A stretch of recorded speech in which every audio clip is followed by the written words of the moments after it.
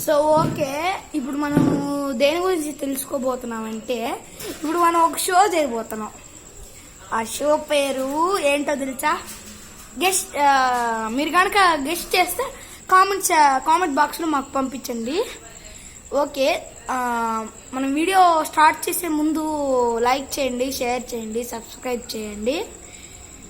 So like చేయండి, share చేయండి, subscribe చేయండి.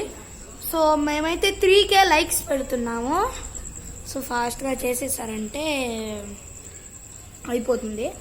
సో ఎవరైనా ఛానల్ కొత్తగా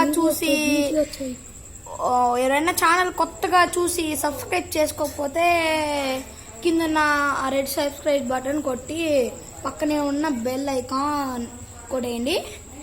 సో ఓకే, మనం ఇప్పుడు సొల్లాపేసి వీడియోకి వెళ్ళిపోదాం. సో మీరైతే ఆ గేమ్ని గెస్ట్ చేస్తుంటే నాకు కామెంట్ సెక్షన్లో పంపించండి. ఓకేనా? ఓకే, ఈరోజు మనం ఏం తెలుసుకోబోతున్నామంటే సో ఓకే, కరోనా గురించి తెలుసుకో. సో ఓకే, మనకి స్వాతంత్రం ఎప్పుడు వచ్చిందనేసి తెలుసుకున్నాం. సో చూడండి, 1947 ఆగస్టు 15న మనకి స్వాతంత్రం వచ్చింది.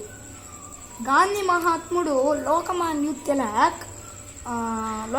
తిలక్ చెప్పారు, స్వరాజ్యం మా జన్మ హక్కు అనేసి చెప్పాడు. గాంధీజీ ఇంక్విలాబ్ జిందాబాద్, స్వరాజ్యం నా జన్మ హక్కు, జై హింద్, సత్యం అహింస నాకు దేవునితో సమానం, క్విట్ ఇండియా, ఇండియాను విడిచిపో అని చెప్పారు. లోకమాన్య తిలక్ అంటే ఆయన గాంధీకే గురువు.